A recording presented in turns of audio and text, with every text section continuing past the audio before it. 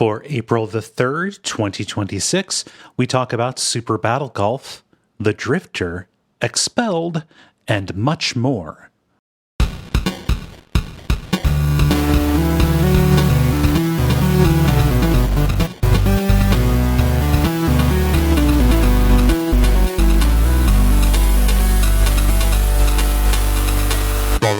My name is Kaye Ross.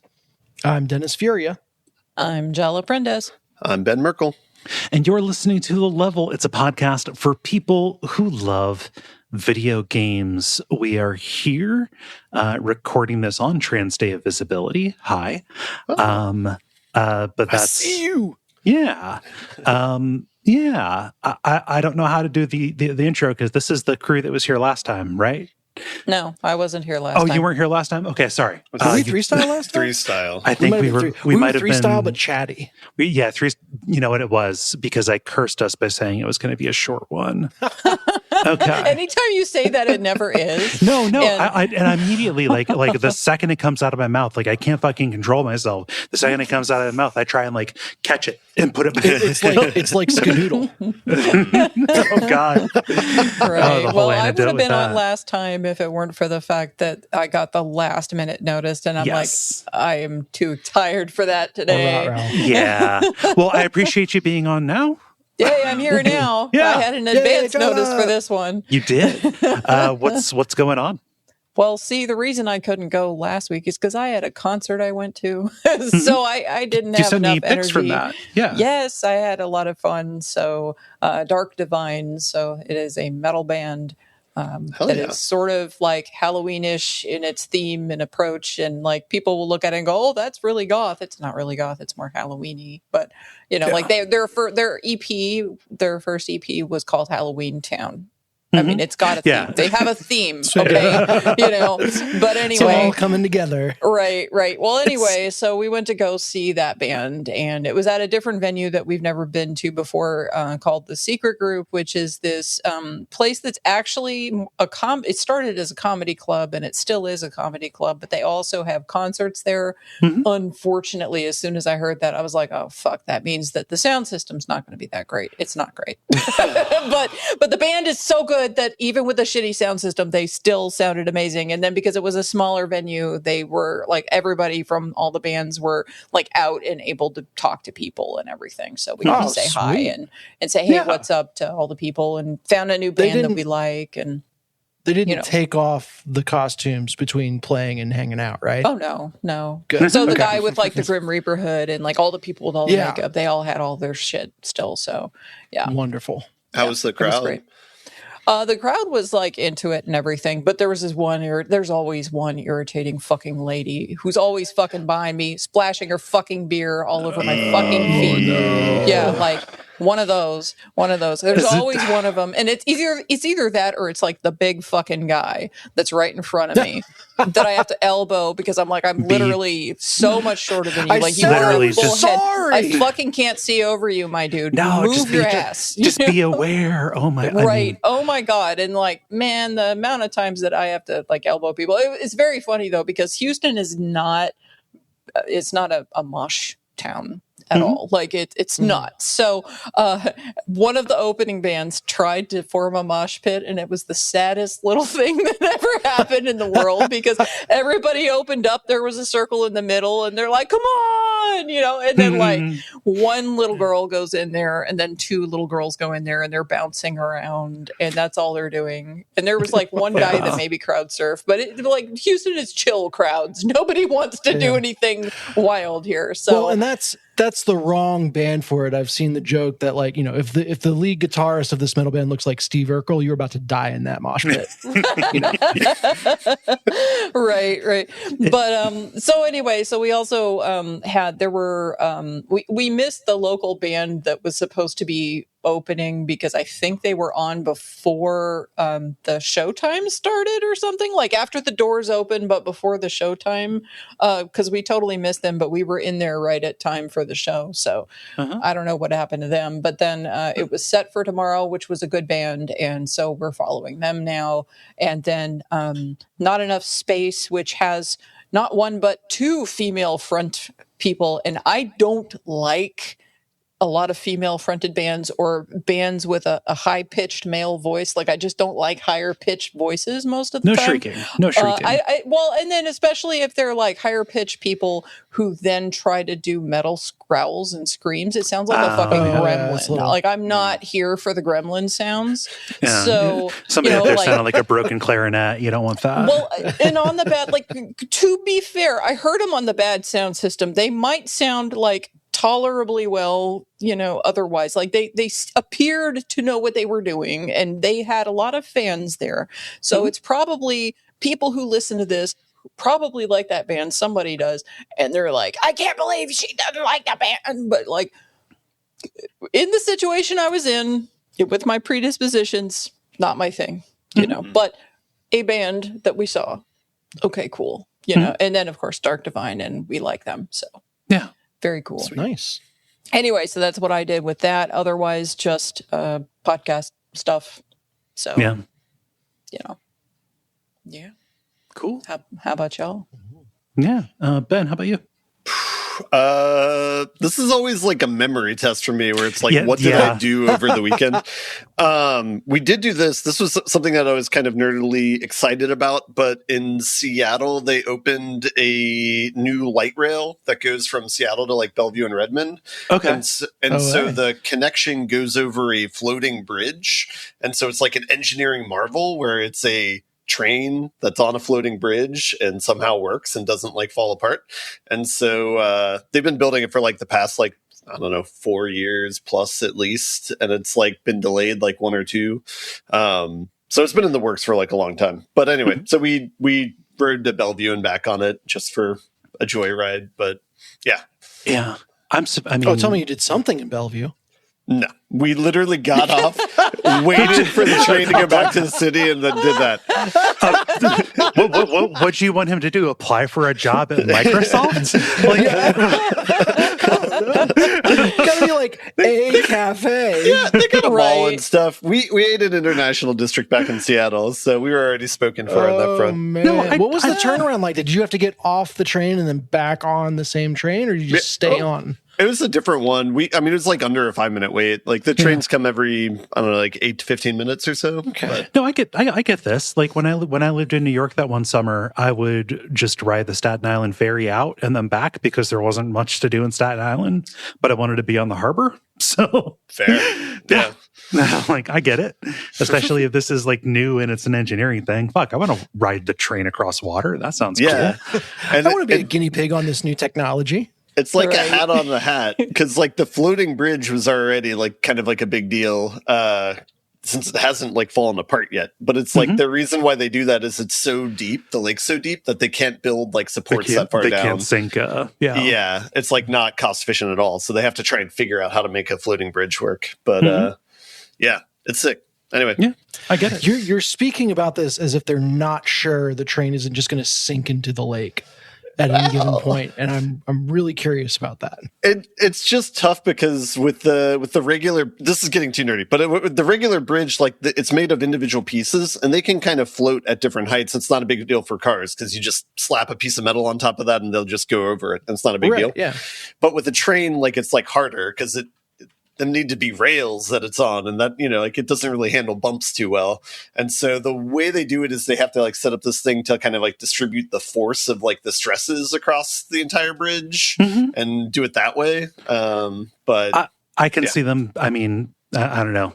Maybe this is a bad comparison, but I could see being a little bit. Gun shy about building a new bridge, like with the Tacoma Narrows. Yeah, not in like super recent memory, but I don't know. Yeah. That's the famous bridge collapse. Yeah, and there's only been so many like floating bridges, and only like half of them exist today because the rest have like fallen apart. So it does seem like a very dicey endeavor. But yeah. So you were just casually gambling with your life over the weekend for fun. I think Ben's trying to say that's not the case. He's not doing a very good job of it. Well, see, he wrote it when it's brand new, not when it's old. Yeah. Okay. Yeah. Oh, I'm glad you're alive. Yeah, I think we can all agree on that. Dennis, how about you? Yeah, so we have a yearly tradition of coloring Easter eggs. and I threw some pictures into the Discord of what I did this time around. I usually just pick whatever's top of mind and do some eggs themed after it. So I did an egg for each of the Slay the Spire 2 characters. Ooh. And in general, I'm very pleased with how they turned out. Yeah. The one exception is the defect where I dyed the background blue, but then I did his like yellowish, tannish head. And then he's got two eyes that are vertical that like are the same baby blue color as the background, which was my mistake. I should have thought this through. Yeah. So I used like a robin's egg crayon to draw those on. And then after dyeing it, it just disappeared. It so just went away. it looks a lot more like a footprint than the defect. Oh. That's okay. 4 out of 5 ain't bad. Yeah. And it was a ton of fun. I'm particularly happy with the way the silent turned out. Having never played or looked at Slay the Spire, I had no idea what the hell any of this was. And I was just like, your kids did some stuff with some crayons on some eggs, I guess, for Easter. Happy No, Easter. this is you are looking at the apex of my artistic ability right here. Well, that's awesome. Dennis. At least in the medium of crayon on egg. Right. So this is as good as it gets. yeah. Indeed. But like this literally, we were talking around the table, and I think we say it every year. Like this tradition started when Jen was 3 years old. And we've done it. That's cool. I haven't done it every year, but like she's done it every year for now 3 decades, almost closer to 4 decades. And so like, you know, that's really cool and fun, but they use the like original materials that they did when they started, which is the old school vinegar based shit that like will never come out of your clothes or skin. No. That house is ruined. You got to burn that house. So, hyper local question: does anyone make the rabbit cookies? Is that part of the tradition at all? Yes. They were made and consumed before tonight, so we didn't have any for tonight. But yeah, the bunny cookies are a staple as well. Awesome. I had my share of those, and everyone else did, so that there was none left for today. No. So that's what I've been up to. Just flexing my. I'll put it in the level channel in the Discord so people can see as well. Now you understand that I can never look at Slay the Spire. Yeah, every time you mention these guys, it's going to be this now. This is all it is. Just this is it forever. Sure, yeah. Well, so the game has several relics that are eggs. There's like a trio of them that will respectively always make attacks, skills, and powers upgraded. So you know, there is precedent for why they are on this medium. What was that you held up to the camera? Yeah, this is getting even hyper localer. That's God book of my grandma's desserts that Jen's father distributed to to and so I'm checking to see if the bunny cookies are in there or not. But snap! Yeah. Nice. So that's some good wholesome fun. To be determined if it will have any impact on my Slay the Spire abilities. What about you, Kaye? I'm still getting used to doing things, especially things outside of the house. I mean, like last week, like went to a record store, went out to the bar for the trans night again. On Saturday, I went out to the downtown Portland No Kings. It was really funny because I was like literally just there for like 20 minutes and the crowd was too much for me. So I went, but like I showed up and I was like, oh my gosh, like people packed butt to gut as far as the eye could see at this park, you know, like even on the surrounding streets, it was just a lot, you know, everybody had signs and stuff. I tried to walk in and be on the grounds and then listen to some speeches, you know, the tail end of one speech and like the first half of another.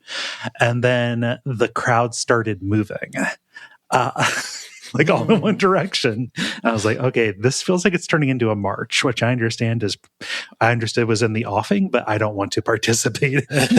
So cue me in this crowd, still like already like wigged out by being having so many people, like with me, like the crowd walking in one direction and me walking perpendicular to that to try and like achieve escape velocity out of it. Caught in the current. Yeah, I got out though. But it was neat to see. I don't know. I would have felt weird if I came to this city and didn't take advantage of being close to that. So Yeah. Sure. Yeah. and it was no king stuff, just a bunch of goofy signs making good points in some kind of embarrassing ways. My favorite one was this girl who was carrying a sign that just said, "This guy sucks." Yeah. See, like here in Houston, No Kings is like, not only is it a tiny affair, but it's also dangerous with people here having open carry. So Right. I don't want to possibly jeopardize stuff, and then my mom doesn't have a caretaker. So Yeah, I don't think anybody here or I listening skipped will that. hold that I against skipped you. that, but it's for specific reasons about Yeah. the place and so on. I was proud of Cincinnati and the surrounding suburbs because there was a No Kings protest pretty much in every neighborhood, which was really, really cool. I think I was talking with my father-in-law and my sibling about it, and the conclusion was like, yeah, it was good to be out there, but also we're just a little too nice, which is an Ohio thing, so okay, but like. It feels like everyone was just having a little too much fun to have it be like meaningful. Like, we should be a little pissed. I think we're allowed to be a little pissed. Can we maybe be a little pissed? This was your dad who said this? Wait, what? Just talking with my dad and my sibling about the atmosphere. Mm-hmm. Funny signs abound. And I certainly prefer it to be chill versus violent. But I think there's just an amount of gravity and letting what is happening sink in that I don't know. There's all kinds of discourse about it. We're not going to solve it here. No. I am glad that No Kings is happening and is well attended and that full stop. We don't. It certainly qualifiers needed to put on that. It certainly feels better than not. So, but yeah, and then there is a theater that I have easy access to, and it's Portland. You have to have easy access to everything. But that runs like classic movies. It's like an old theater that was this week doing like a Charlie Kaufman series. So I went on Sunday and saw Adaptation. I intended to go yesterday to see Eternal Sunshine of the Spotless Mind, but I'm not going to be able to catch any of the repeat showings, which is a bummer. And then they're showing Synecdoche, New York a little bit later. So I'd like to go see that on a big screen. That's awesome. That's incredible. To see that on a movie screen and know what you're getting into as opposed to if you saw it the first time around. No, I'm going to be, I don't know. It is funny because I will be crying at that movie. Yeah, it's like, what snacks do you have at a movie like that? It is a 3-hour psychological event. No snacks, just tissues. Yeah. So I am excited to go see that because that is one of my favorite movies. I will respond because I don't know. This is maybe controversial to people, but it is a common enough thing in the community that people say, "Oh, yeah, I know what you're talking about." There's a lot of gender stuff in Charlie Kaufman kind of works, and understanding now that that's a big part of what was speaking to me. I don't know. It'll be neat to watch it again in that new in that new understanding. So yes. The ending is very different, I guess, with that lens. But that's what I've got. I don't know. Like I said, just getting used to doing stuff. Dope. All right. Well, I think we should do the regular kind of show. What with the grind, the multiplayer, and the end boss. And why don't we get started with... The Grind. The Grind, where we talk about the things we have been playing over the last period of time or so. Jala, you've been away the longest, so I will throw it to you first. Sure. So, because I had the early heads up, I was like, oh shit, I haven't played anything in a bit. So I'm going to play some, well, I mean, since Requiem anyway. And so I was like, oh man, I don't know if I want to go back to my Resident Evil 4 replay, because that, I don't have anything to say about that. We already talked about that last time. So I played a bunch of other little stuff. So I have lots of little stuff. So the first things that I have are a couple of demos. I streamed these on my Twitch channel. The first is Cyclopean to the Dreamlands. So that is a sequel to Cyclopean the Great Abyss, which, as y'all already know, is one of my favorite games. And that one came out last year.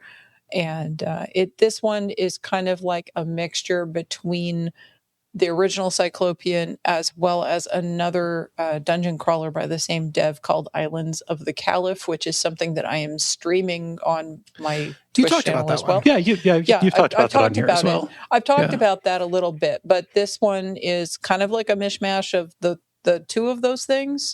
Like there's some elements that I can see from Islands of the Caliph in this one, even though it's primarily more like the Great Abyss. And the release date on it is still to be announced, but it has more intricate maps. It has an actual town that you can go to. In the Great Abyss, you're in the abyss. There's not a town there, but you've got a town, you've got a ruins, there's a dungeon. So this is just in the little area in the demo. And there's more NPCs, there's more critters, as well as some old critters that you've seen prior, but everything has upgraded art, so it's not just like a visual upgrade in terms of the Cyclopean the Great Abyss is the green and black or green on green, like duotone thing, but this one's like the Windows 3.1 color scheme. So it's got more color to it. You get that wonderful EGA blue. Right. Yeah. And then all of the encounters include portraits of the critters now, and all of the NPCs that you come across have their own portraits, whereas in the Great Abyss you didn't necessarily have portraits for every little thing. Like if you came across a bat or an urhag or something, which are low level, they don't have portraits in that one. And it's only like in the dungeons that you had portraits, so you didn't get to see any of the critters unless you were in dungeons. But when you're on the overworld, you get art, and then you also get art for all the NPCs and everything. Mm-hmm. There's more places to rest, and there's more lore because there's more NPCs and monsters and things for you to interact with. I talked to a zebra. I bribed a zebra with grass that I cut as I was walking around. To make it go away. Just to make it go away, because zebras are really aggressive, like they are actually in real life. So anyway, so that was fun. Anyway, I'm looking forward to the full game on that. I did play, 45-ish minutes to an hour of that game in the demo, but of course there's like a limited amount of room. And I once I got the idea, I was like, I don't need to play more of this right now because this isn't going to like carry over anyway. So, this is limited in what I can do. But were you able to put together your horde of ghoul and cat followers? Not ghouls, because in the demo there's only cats available to you. But I absolutely tracked down some cats and had some cats in a small retinue. So good. Yes. But the second one that I played was the Bagman. This is again another demo. This is a Maniac Mansion alike. Yeah, you mentioned this. Yeah. You play a lady that's being pursued by a corpse that won't die. Like it comes out of its coffin and it comes after you. And this is like, I'm not 100% sure if it's dreamscape, if it's reality, because she starts out in a psychiatrist's office and then she goes back in time to think about like her history and stuff and about how her mom died. So I don't know if the corpse is her mom or if it's somebody else or what's going on exactly. But people got murdered pretty quick. And then you meet a guy who is like a security guard in this psychiatrist's office, which is in like this office building, and that's where all of this stuff is happening in the demo. And like lots of gruesome deaths, and you have to stealth around and hide, but like you can switch between characters and control different characters and have them do different tasks that you have to set up in the menu, like use X, then blah blah blah blah, and then have them execute a plan, and then you can switch characters while they're doing something, and then cool. go. So it can be kind of complicated, but can the plans be like interrupted while they're trying to execute it? Or I have no idea. I didn't try that. Okay. But the release date on this one is also TBA. This is being made for Sega Genesis hardware. It will be released as a Sega Genesis cart.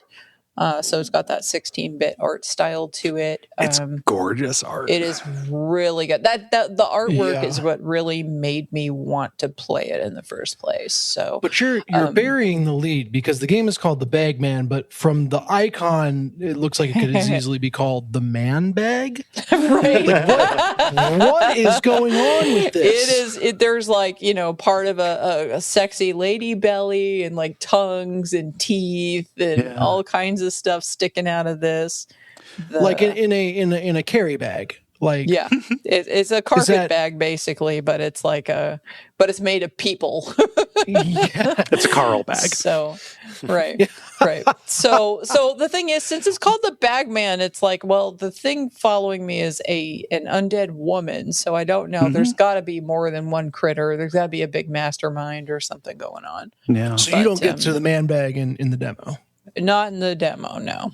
Okay, but it is dangled as a promise with the with like the kind of universal ticking clock on this. This sounds a lot like Clock Tower, like the first Clock Tower games. Clock Tower. It's also similar to that in that way.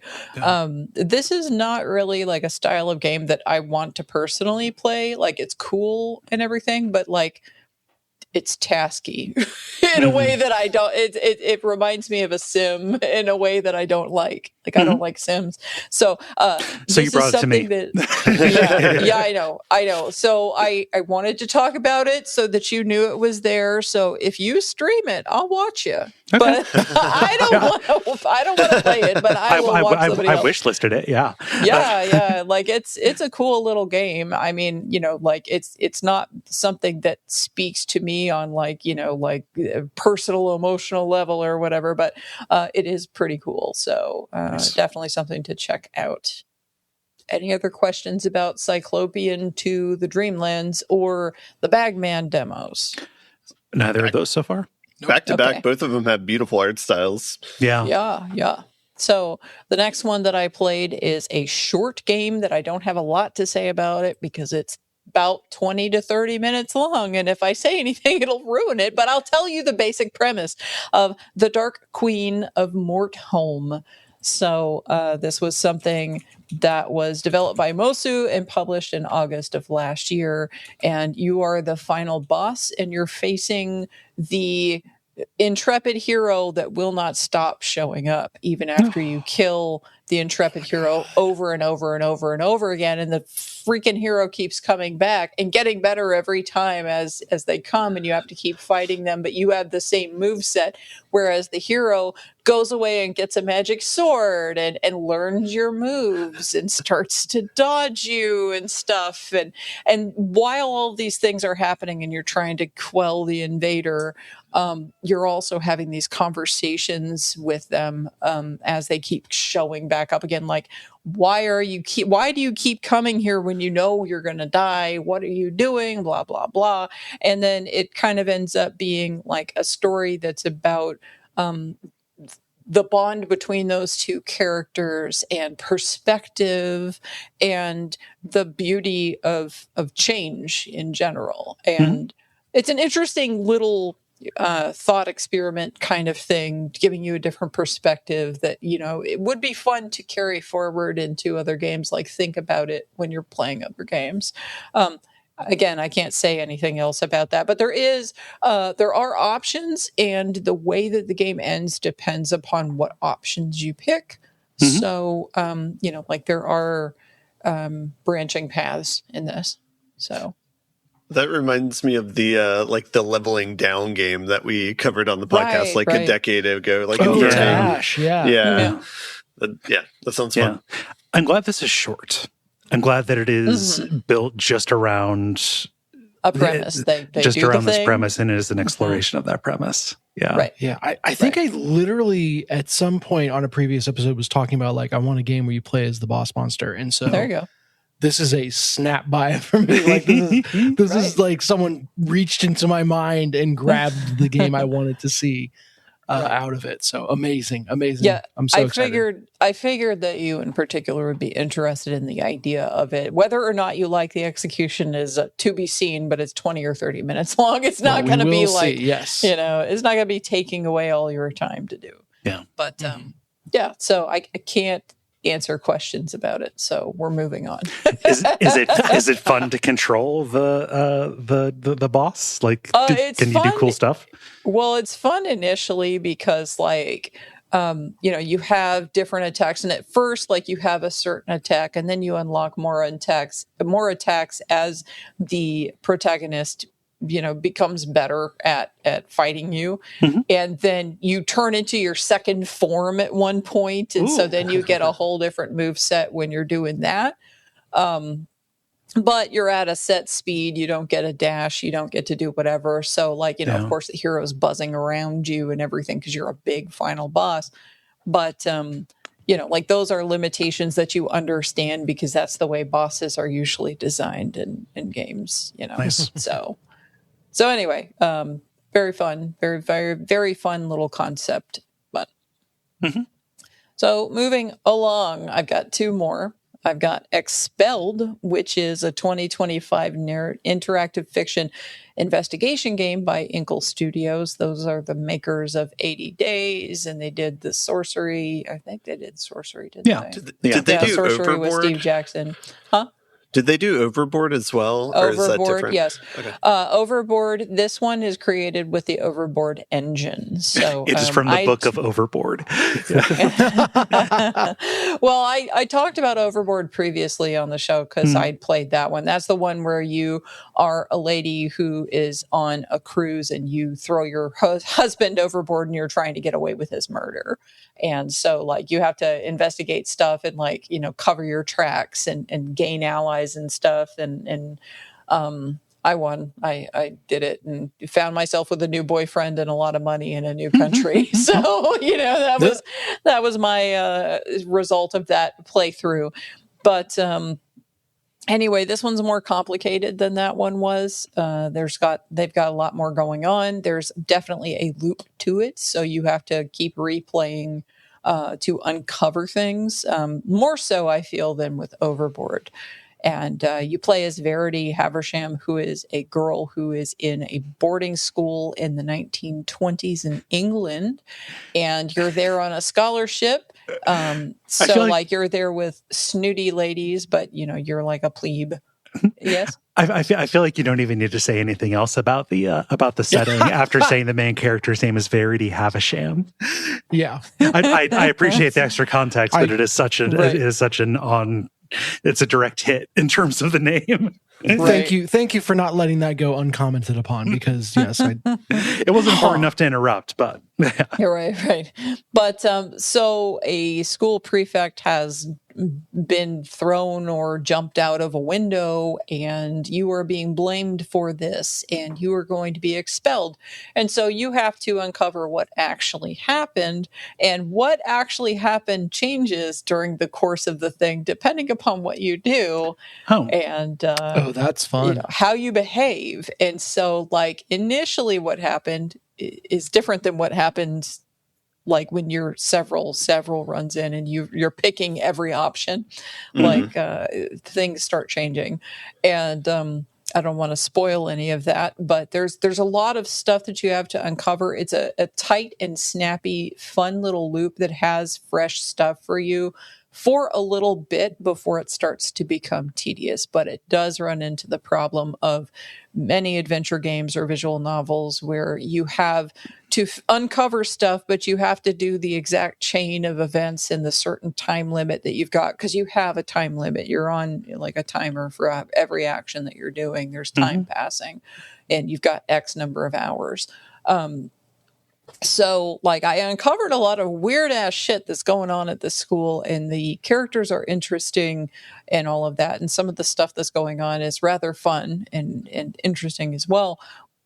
But at the same time, like it got to the point where it was like, I don't really want to go through the trial of having to keep repeating the same thing and then change it slightly and see what the difference is, and then do it again and change it slightly and see what happens. So this is not just a me thing. Like I read a bunch of the reviews, and several of the reviews mention the same thing. There are some that are super glowing that I guess these people just are pros at this style of game, and you know, they had a fun time and they did the thing without any problems.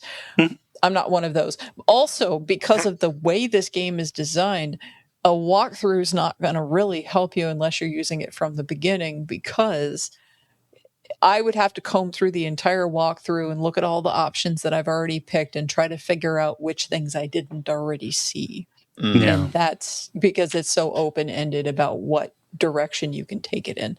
So I got what I wanted out of it. I played it for like 5 hours and some change, and I didn't finish it. I didn't win. I didn't keep myself from being expelled. I had several other different endings. That was not one of them. I am satisfied. I don't feel like I need to watch a Let's Play because I've already seen so many of the loops. I don't need to watch any more of them. Maybe if there's like an ending video of like, okay, here's where what happens when you do that. Yeah. Maybe, but you know. You reach good. I was gonna say, I like how the stakes for possibly murdering someone is you're gonna have to leave this school, like not go to jail. Well, she doesn't die. She falls into the rose bushes and she's injured, but she doesn't die. So, okay. Still, the window is broken PG and she's alive. Someone. Yeah. Right. PG murdered. So, but yeah, like to me, it's worth it, even though I didn't finish it. Just because it is a tight and fun and cinematic loop at the beginning of the game anyway. And for like the first half or so, it's pretty solid. The back half, I feel like that's going to vary depending upon how you approach the game and what you're doing. So somebody else might come to the same game and then have a nice and smooth sailing experience and not suffer the kind of situation I did. So, you know, like I can't say that, that's a bad game or it's a bad design or anything. I can't say anything like that because it might just be the way that it panned out for me when I was playing it.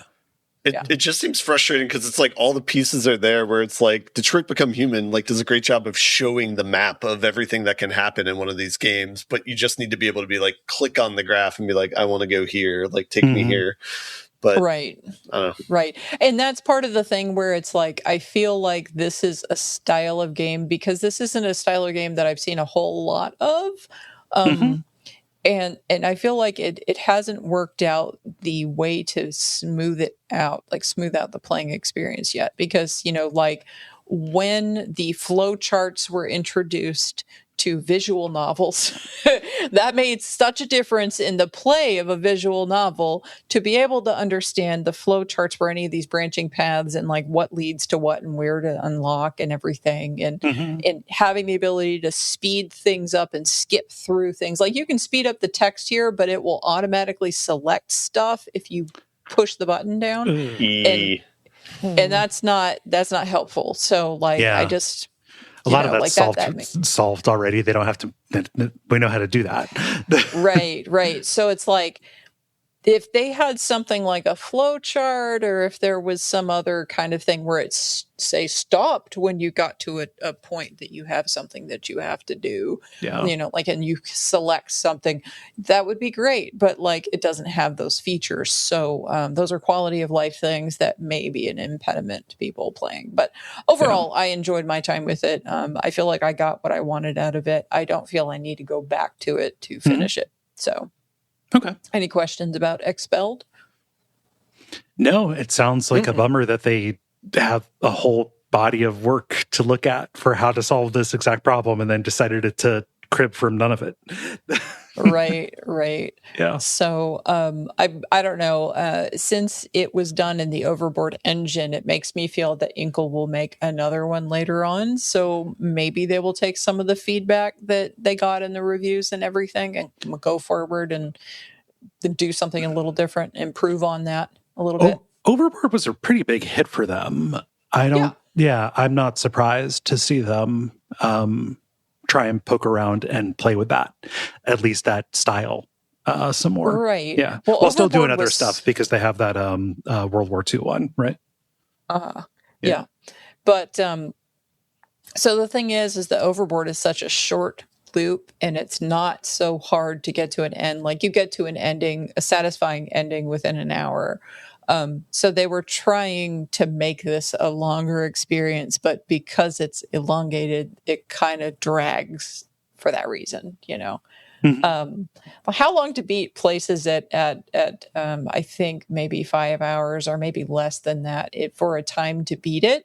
So I'm already like overplaying this game. I'm playing too much much longer than what it says. So I don't know if I'm just dumb about this particular type of game or if it's just the luck of the draw. I don't know. It sounds like you're just hitting the diminishing returns part where it's like just not worth it anymore. And that's the thing. It's like, you know, if I'm weighing my time versus, you know, like what would I possibly uncover maybe if I go through another round of this, which is however many minutes, like, you know, Yeah. But moving on, we'll talk about the last one, which is a great hit and it's fantastic. And I knew it would be because I played the demo at Next Fest last year, The Drifter. So this is a 2025 point-and-click pulp adventure thriller from Powerhoof, led by Dave Lloyd. So this is a gripping narrative about a drifter who finds himself being hunted by these special ops forces that have night vision goggles and big guns and things. And he's just like a guy. And he's like, why are they shooting at me? Why are they killing everybody around me? Why are they following me? What do they want from me? What is happening? And also, I died and I just came back to life. What is going on? And probably should have led with that one. You might not just be a guy, my guy. Well, and that's the whole thing. Like you find that out. You find out that he dies and comes back to life at the end of the demo / at the end of the prologue to this. And in addition to the prologue, there are 9 total additional chapters. And every one of these chapters is very well written. And it ends on a cliffhanger, like the creator, Dave Lloyd, primary creator, Dave Lloyd, was looking at King and Crichton and other people like that when trying to come up with this work and styling the way that he was writing stuff off of other media that's similar in terms of the feel that he's going for. So okay, I can't tell from watching the trailer if the way the screen is zooming around to what the mouse is moving towards is just for purposes of the trailer, if it actually does that in the game. Because it's following the mouse. Okay, because that would be infuriating to try to play that way. So something else that's really cool about this game is that it is fully voiced. You have your narrator who is your drifter, and he will narrate aloud anything that's going on. Like if you click on something, he'll tell you about whatever the object is or give you his insight or whatever about that person, things like that. All the other characters have voices as well. So, you know, the whole thing is voiced in a way that is compelling. Like I wish there were more adventure games like this that had full voice like this. The main voice actor for the Drifter and several other characters is a very good actor for this. Do you want a recommendation?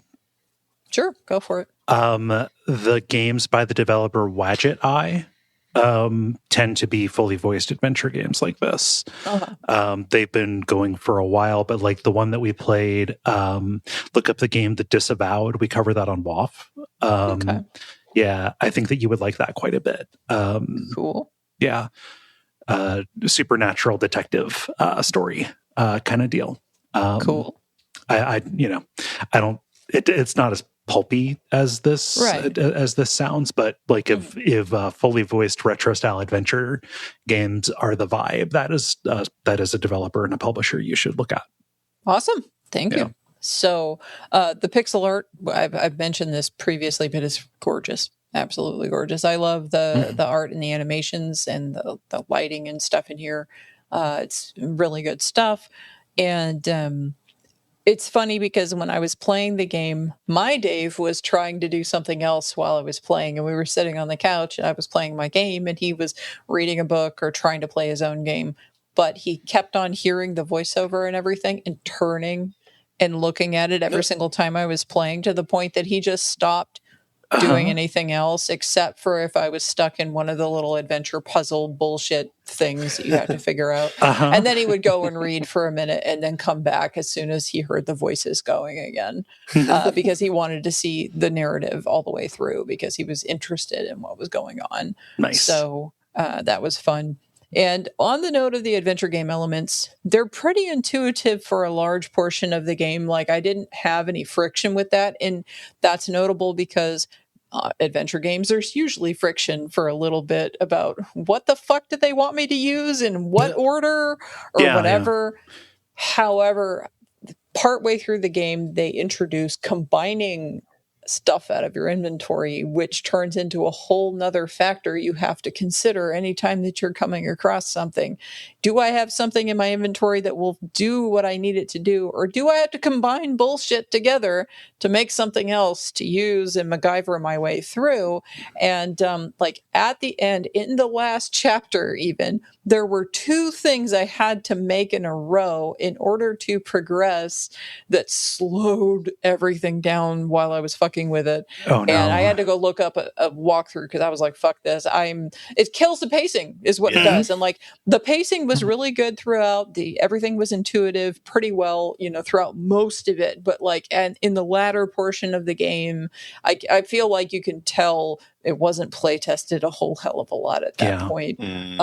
Because some of these things I'm like, okay, but that wouldn't actually work in real life. So I would never think to do those, to combine these 2 items together, because it's not going to fucking work. Like, it's as not old as adventure games. It's ridiculous. Yeah, I know, but like, it's adventure game bullshit in a story that's otherwise really grounded, and it leads a little bit of like pulling you out of what's going on.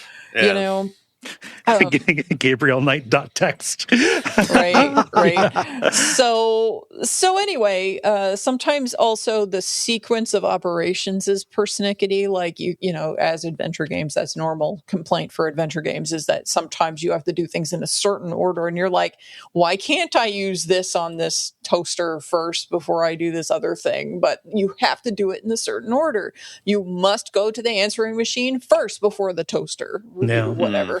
That kind of thing.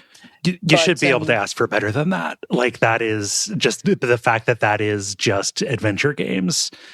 It is annoying to have it be written off. I realize I did exactly the same thing. It's like, it's this old. Yeah.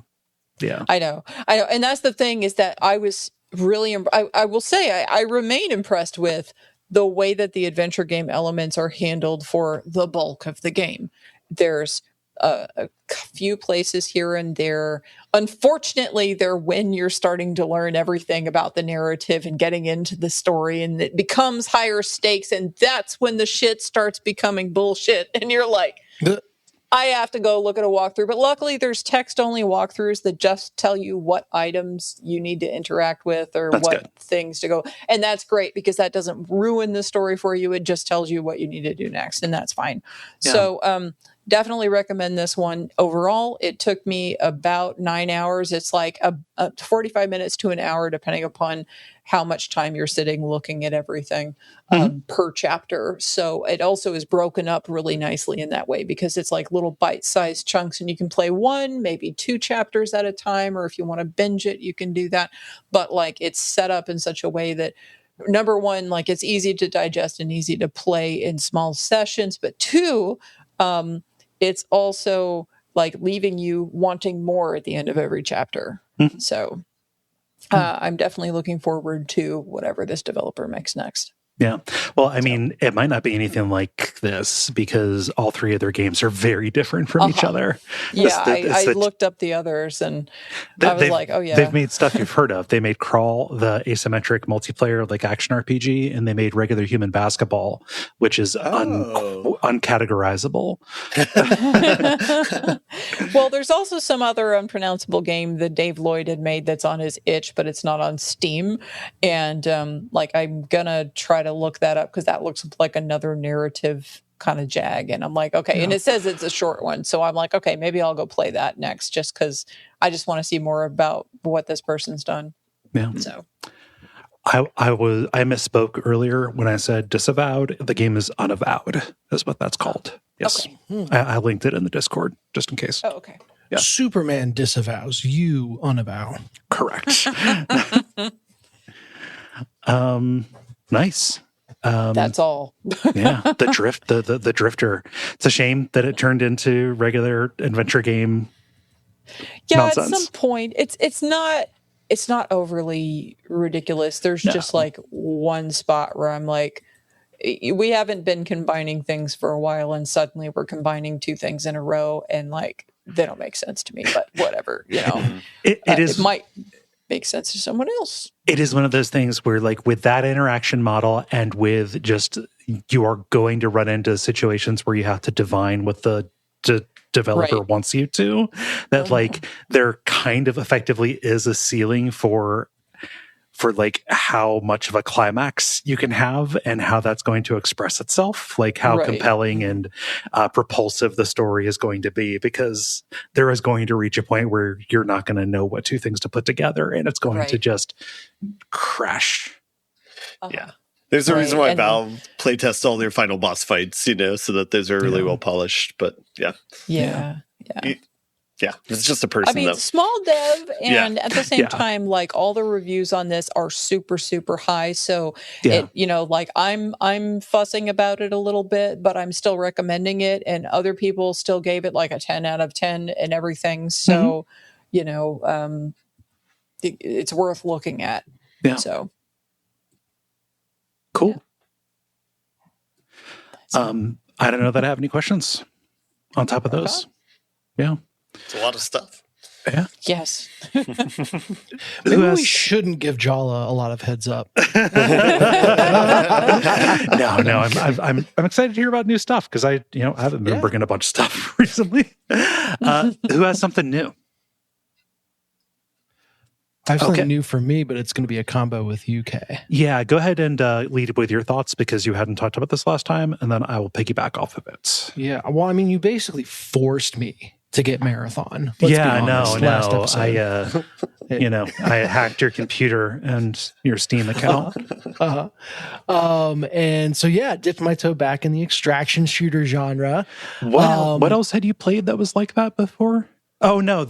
Was that one of the many things Call of Duty? Yeah, that was DMZ, Call of Duty Warzone. I played a tiny little bit of Arc Raiders, but it just didn't click with it. Yeah.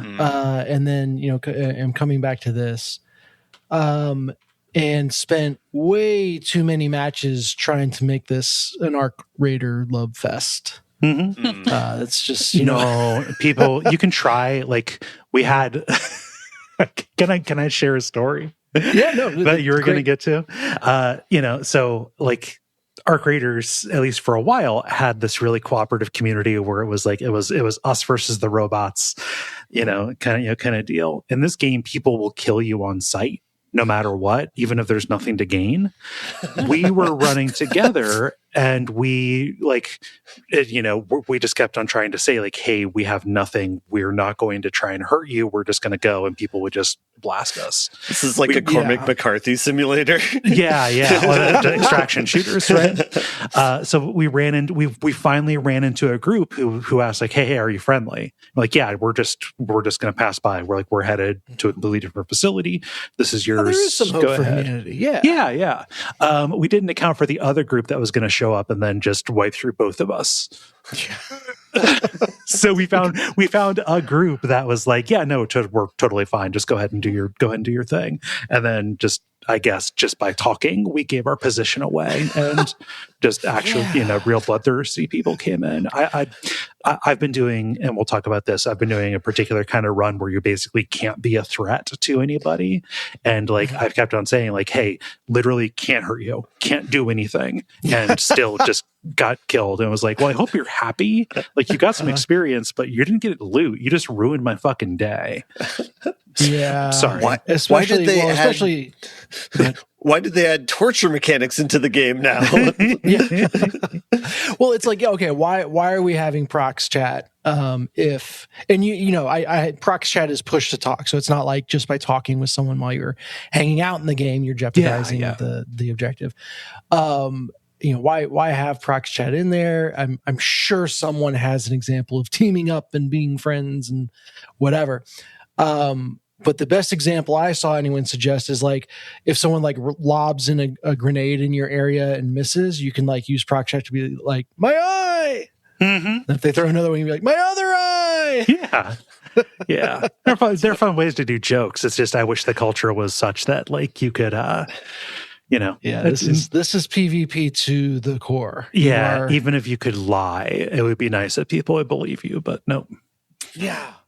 But anyway, once I got past that, and not every, I think Arc Raiders is the exception within the world of extraction shooters. Even that's changed, as my understanding as well. Yeah.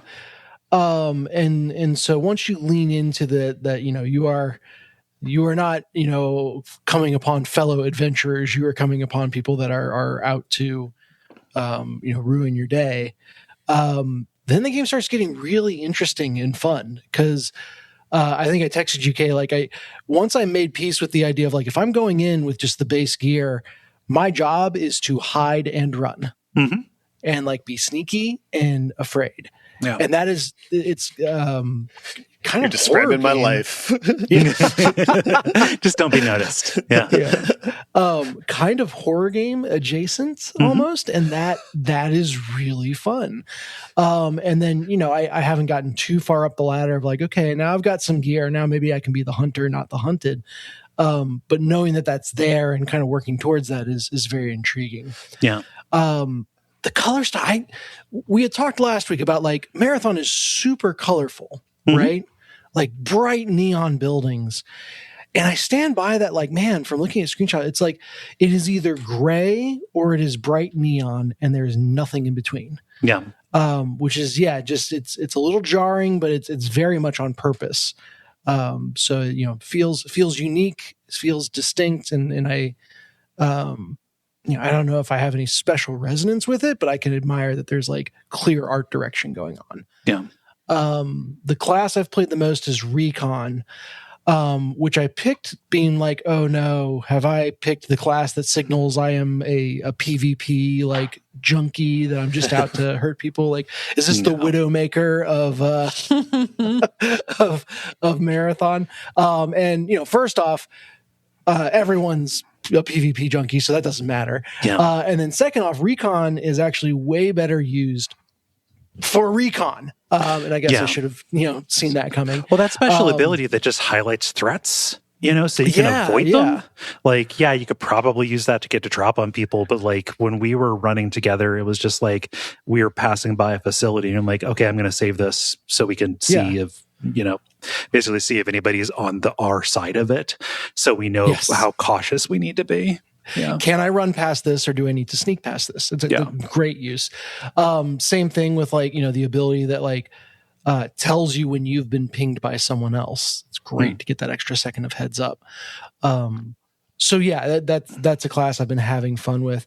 Apparently it's a weaker class right now, or like meta wise, like who cares? It all changes. But that also gives me hope that, that like as balancing stuff comes through, maybe this class that I like will get even stronger. That's nice. So that's what I've been playing as.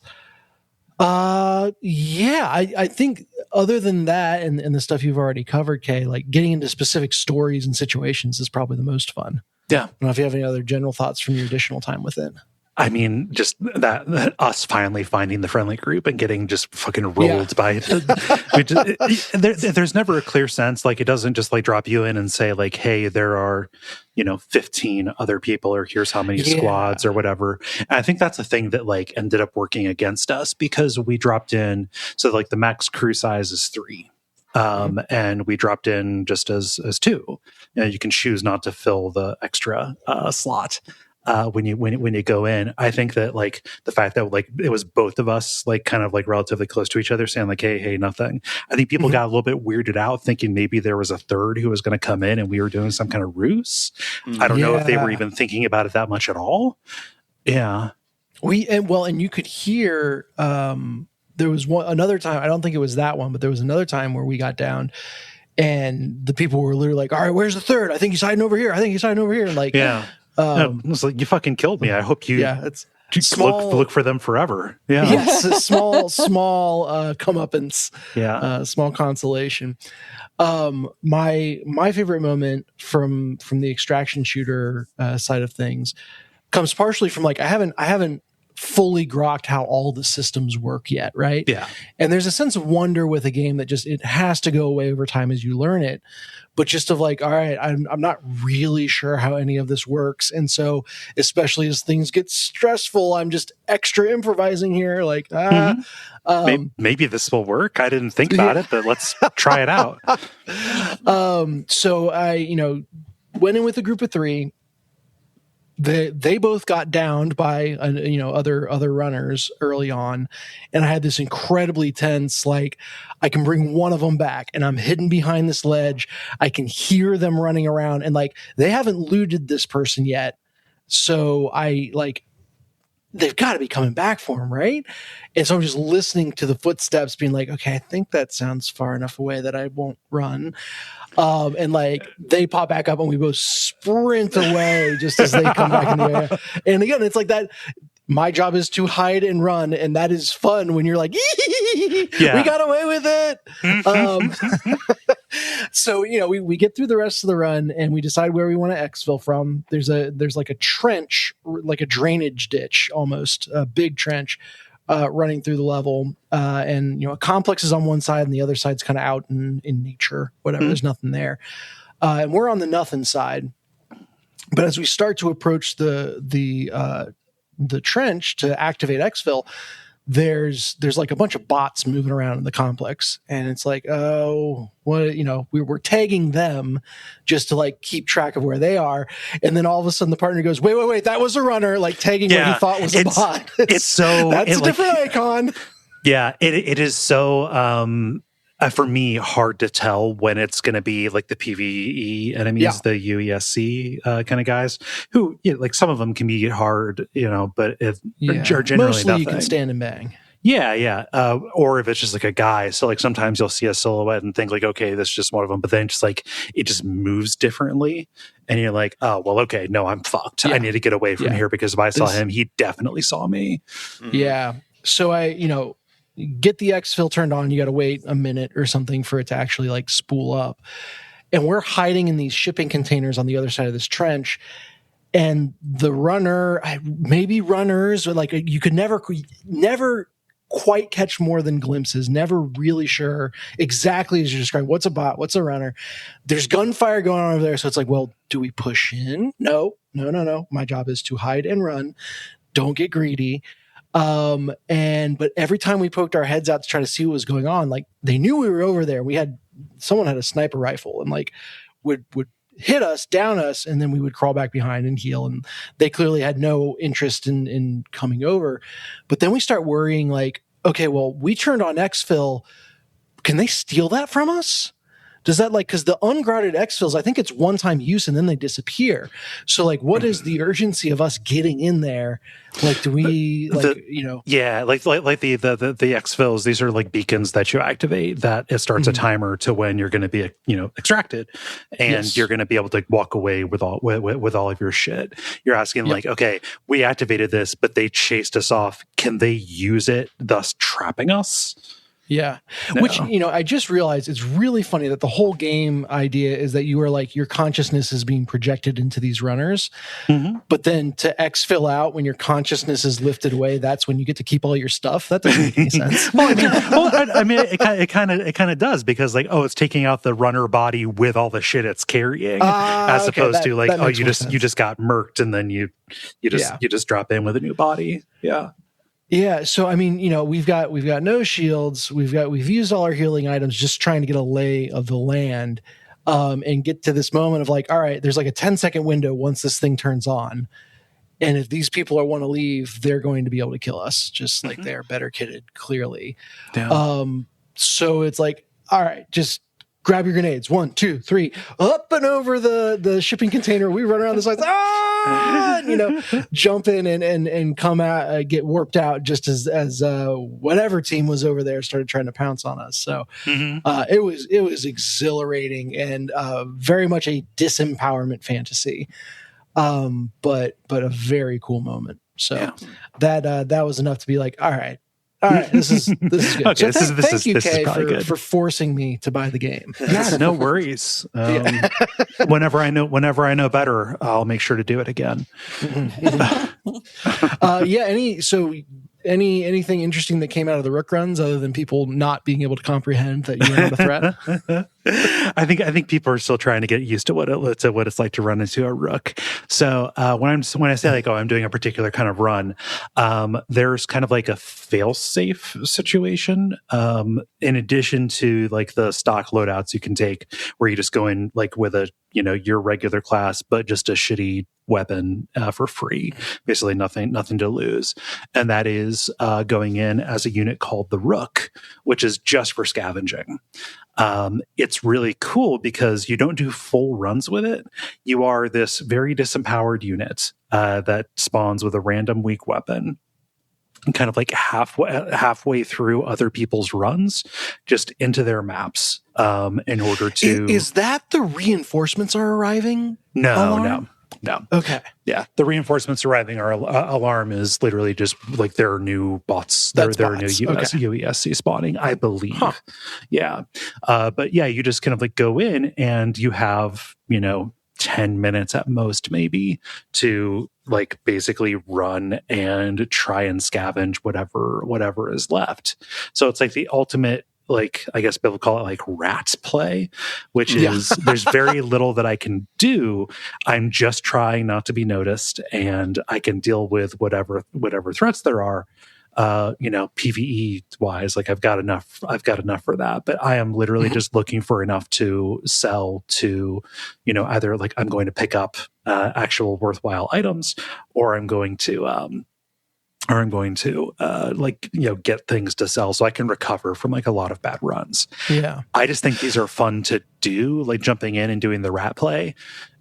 Even though you do not, when you do this, you can only go in solo, and you cannot progress any of the story missions. You can't progress the contracts. Yeah. But you do, get the rewards for doing like the different achievements and challenges and stuff like that. So what you can do then is get the materials for the upgrade tree. Yeah. So each contract giver has a tree of unlockables that will, significantly improve your runner. And that's probably also why we were getting bodied so quickly, is like, there's better shields in those upgrade trees. There's no fall damage. There's more stamina. It almost feels RPG-esque in how much your character improves the trees. And those, they require credits, which you're going to get just by playing. Mm-hmm. But then also some upgrades will also require, certain materials. So I could totally being like, I'm 3 biomass containers short of this upgrade. I'll just pull a Rook run, so there's nothing on the line. Run around until I find those in GTFO. I just really like it as a way, because like this is just this is a fun game in the hands to play, and just the ability to like, I'm going to sit down and like do 3 of these and then go work on something else. Yeah. Right. Like it's just a way to get things. Yeah. Well, it's nice that it accommodates solo play too. Or so it's like if you have a different style you prefer, it kind of helps with that. Oh. And I did see there is duos. It's just not on the start map. It's not on perimeter. Map. No, they added duos to the secondary to the secondary one you unlock. Yeah. So eventually I imagine that'll work its way around. Either our quests will line up with the map it's on, or they'll put it on all maps or whatever. But I was happy to see that, because it's always so variable. Like, what number of people are you trying to play with? And that dictates like what games you can play. Everything. Yeah. It's nice to have the option. The less time spent on admin, the better. And it feels good to not feel like you're taking a one player penalty just to play with the people you want to play with. Right. Yeah. So I'm hooked. I'm giddy for more experiences and stories like the ones I've had. Yeah, sorry I haven't been able to play job. With you the past couple of days because of homework stuff, but it's been fun. You're fine. I think we've said before, there's an embarrassment of riches right now. So maybe to round out mine, like if I'm not playing Marathon with you, I'm playing Slay the Spire 2 with any one of a number of groups. It's like multiplayer is so fun, and I'm like, I've got to knuckle down and climb through the ascensions of single player at some point. Like that's what I thought I was going to be doing, but there's always do the thing that's fun, Dennis. Yes, very much. That's what I'm doing, and that's been very enjoyable. Or I'm doing iRacing stuff. I'm getting faster in my new car. Okay, I've learned now, like the shift assist that is just the way it's done for the car I drove.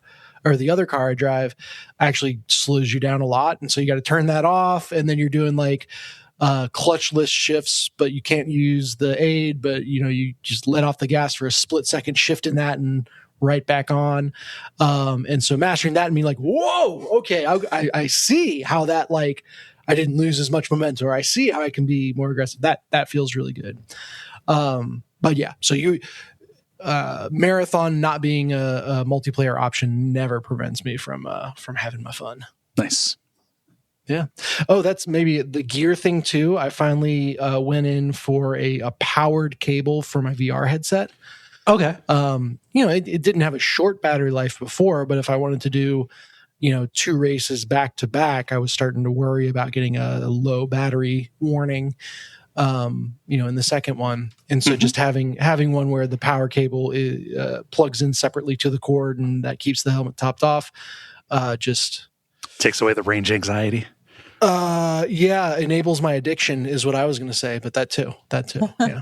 You already have the shit. Use it. Yeah, that's right. There was a natural stopping point before, though. Now I've eliminated that. No, I can only sit in the racing chair for so long. So Dennis, your kids are the natural stopping point. That's very fair. They will come and enforce themselves on me regardless of where I'm at playing. Yeah. But no, it's all good. That's me. Yeah, Marathon was the big new one, and I'm having a blast. Okay.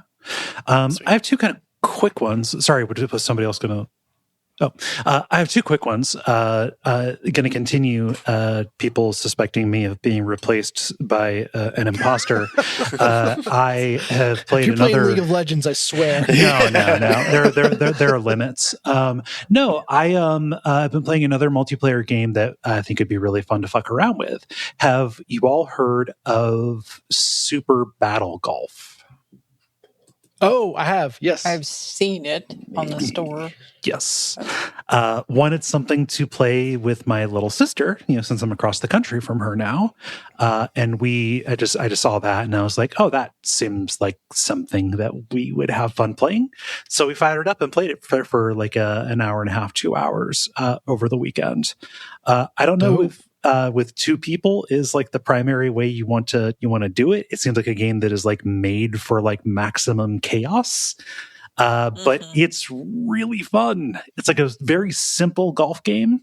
Like it's literally just, how long you hold the trigger. You want to try and stop it so you don't overshoot, where you're hitting. But it's like, it is golf with Mario Kart items in a way that Mario Golf never ever was. So like we were having fun, not like playing competitively, but just trying to figure out what the items do. So like, we're talking and catching up and, playing the game and, it's like, oh, I wonder what this elephant gun does. Knocking each other like, ooh, here are spring boots and stuff like that. just kind of like having a good time and basically playing golf pranks on each other as we try to play. This is like a super fast, like 3D platformer kind of control to it. And who wins is like your score is kind of like a mixture of who finishes the hole first and then how many strokes you get. So you can you can rush. You can rush to try and get it in as quickly as possible. That gets you more points, but also starts a timer, so the other person has to work faster to get in and score a hole. Yeah. Or you can dedicate your time to trying to sabotage the other players. And like I think there's it's like a stupid number of players you can have in a round at any given time. I it's think 8 according to the thing. Okay, that I feel like I've seen more than 8 playing at once, but it's just. I mean, maybe with mods or something. Yeah. But I could see that getting pretty absurd with everybody trying to trip over each other, kind of like in this Mario Kart style fashion. It's the kind of game where you could like set it up and just like put out an invite code for a community to kind of fuck around with.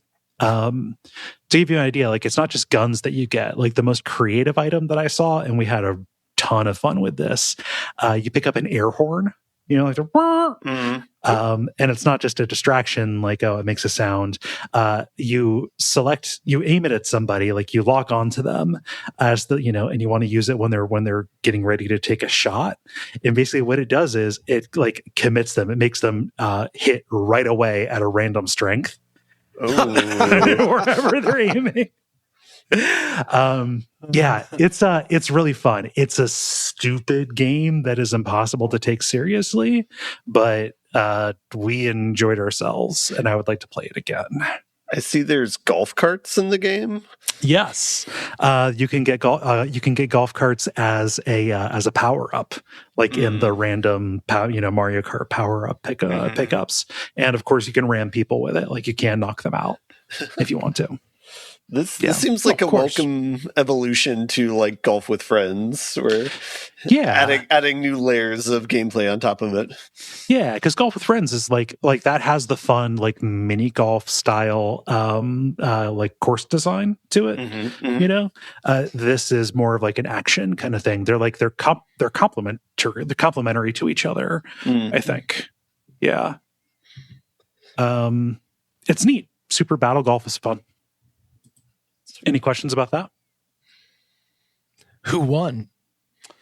We didn't keep track. I think that we just kind of traded back and forth. They both did. Yeah, we weren't taking it seriously. We were mostly just talking. So, fair. Yeah. The other thing that I have been playing is the Fatal Frame 2 remake that they put out. Boy, that is just Fatal Frame 2. And I feel like every person who has ever like talked this up as being one of the greatest horror games ever made, y'all are fucking pranking me, man. That game is aimless and frustrating. I just spent so much time lost. I spent so much time getting just like bit by the very awkward and slow combat. Just instant. I'm at a point where there's instant fail stealth, where like something will chase you and like, if he catches you, you die. But also like if you try to hide, it just kind of it just rolls a dice as to whether or not you're going to hide right. And then it'll get you and then you die. Then you have to start over at a save or a checkpoint. People love this game. I don't get it. Seems like they didn't have any focus. Seems like it didn't develop really too well. Yeah, they probably should have stopped before they released the game. Yeah, no, I think you just need some more exposure to it. Any others? Jala, do you want to take a turn? This is a joke, right? Yeah, no, I don't know that I have anything more to say about that other than it is very faithful to what I remember Fatal Frame 2 being, which apparently is not everybody's experience to it. People are like, oh, they changed it too much and now it sucks. I think the only thing that's like different is that the combat is a little bit snappier, but not enough to make it, not enough to fix it. So call me a hater. I normally give a lot of leeway. It's not for me. That is a skill, realizing when something is not for you. Yeah, which means I'm going to finish streaming it. So yeah. Canonical Hex Crank experience. Yeah. No, everybody's going to be upset.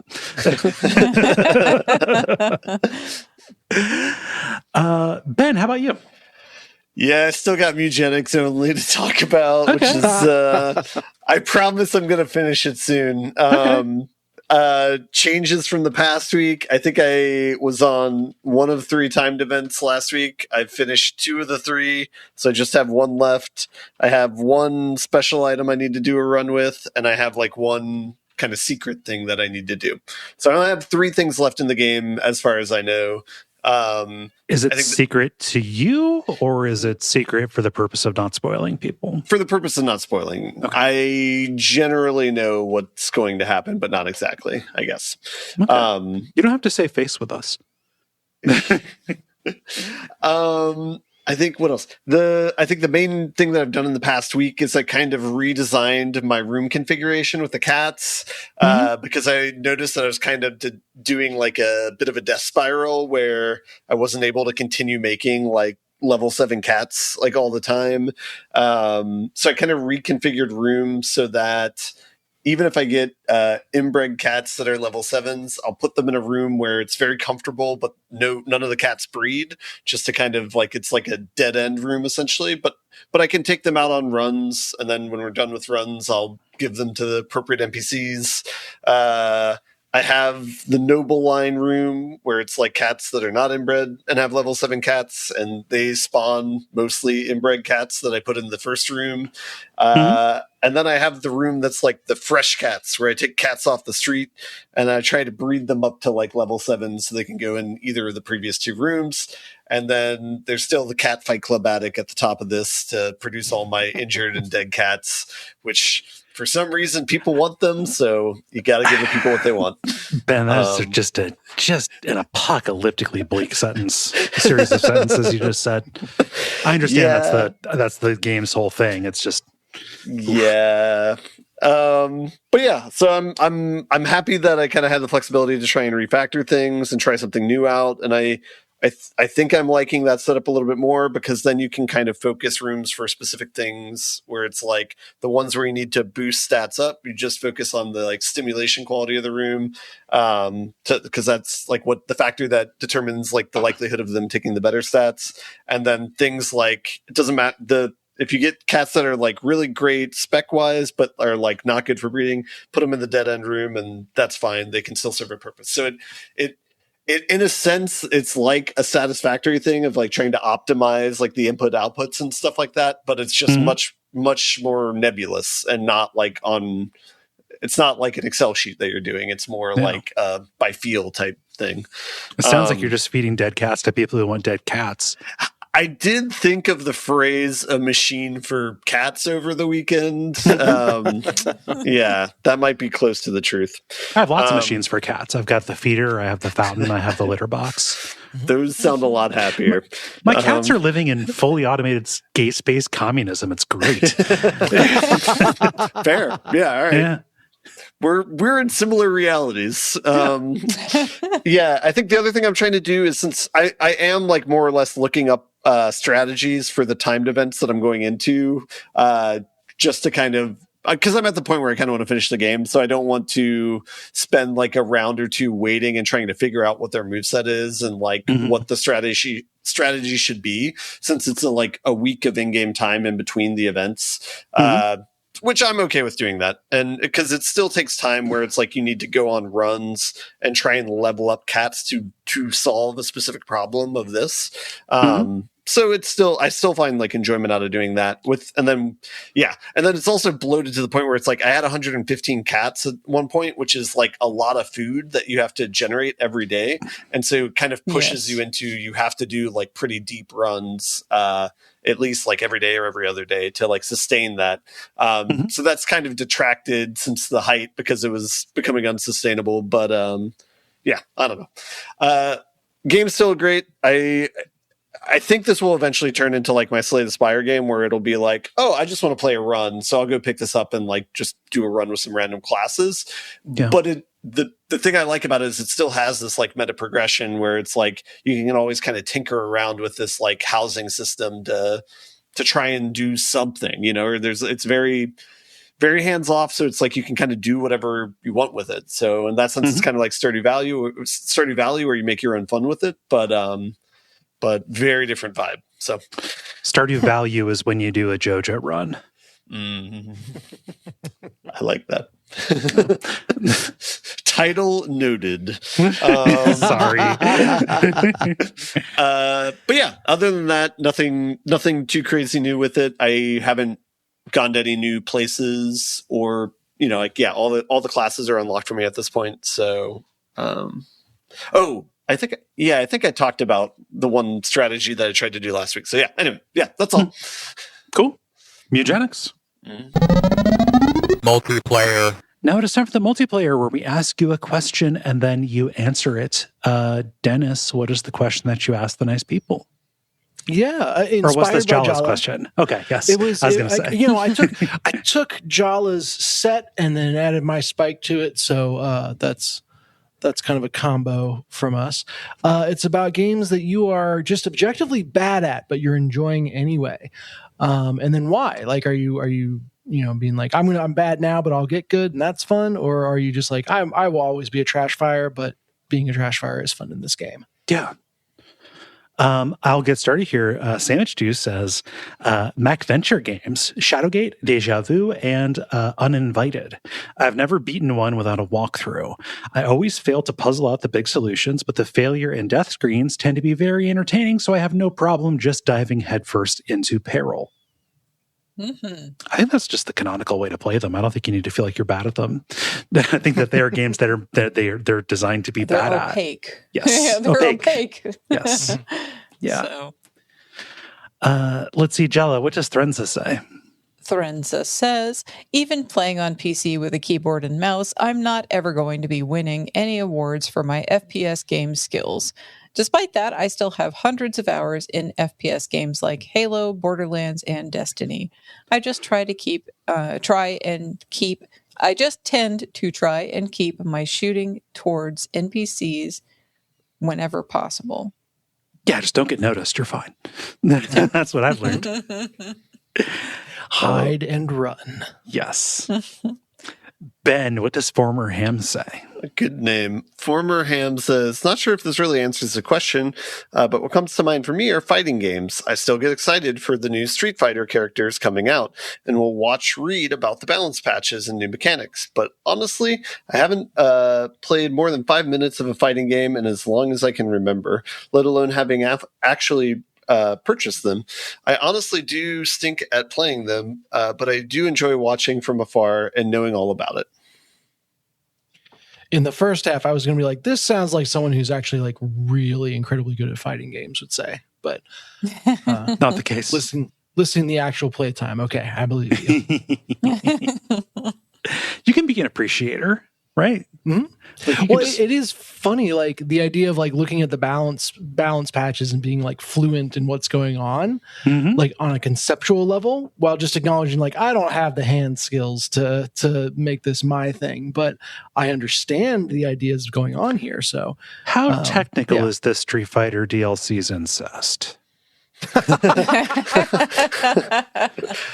Level callback. Condom breaker. Oh God, Dennis, no. No. You have 3 children in that house.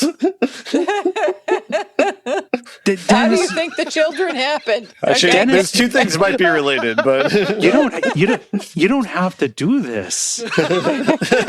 Friends who require you to debase yourself like that are not friends worth having. I'm proud of it. Okay, all right. Dennis, what does Dave say? Oh, Dave says, most multiplayer games, to be honest. All right, fair. For example, I've never won a solo round of Fall Guys, but I always have a blast playing. Good answer. There's a whole category of game where the developers have lovingly designed around being bad at it. And by the way, okay, Dave Jackson is the next person who has requested me to play Resident Evil 6 with him sometime. okay. How long ago did he get in the queue? Because well, no, it's not that. It's he has to have time to play before. Well, yeah, because this is Dave from Tales from the Backlog. So are you guys going to are you going to do an EPO about it, or? I have no idea. Yeah. I think that's the intention there, but I wish that the Resident Evil 6 was Resident Evil 8, so it was like an infinite sign that you would never stop playing. Yeah. Oh gosh. Yeah, no, but like there's a whole game that's made, kind of made for you to like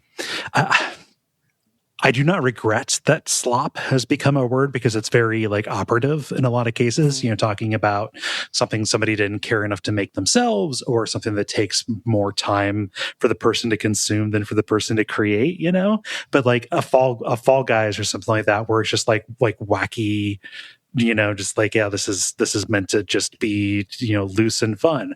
Like that is a sloppy game. Like you can be sloppy at it and that creates the comedy that you want. Yeah. Yeah. Slop versus sloppy. Yeah.